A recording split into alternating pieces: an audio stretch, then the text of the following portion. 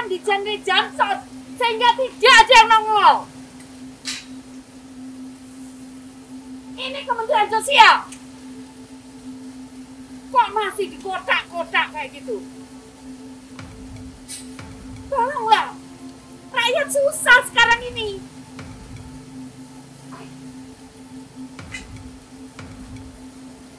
Teman-teman itu masih beruntung.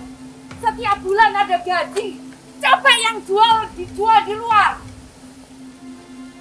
Saya tidak mau lagi lihat seperti ini. Kalau lihat seperti ini, tak pindah semua ke Papua. Saya nggak bisa mencat kalau nggak ada salah. Tapi saya bisa pindah ke Papua sana, teman-teman.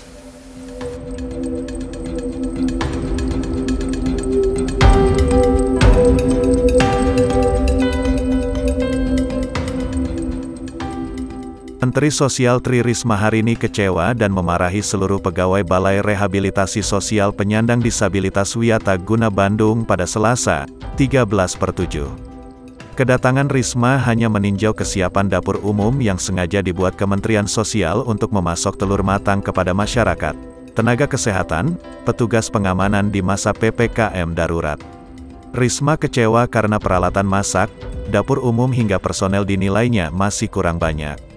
Sementara itu, banyak pegawai Balai Disabilitas Wiataguna Bandung yang berada di dalam kantor sehingga tidak membantu operasional di dapur umum.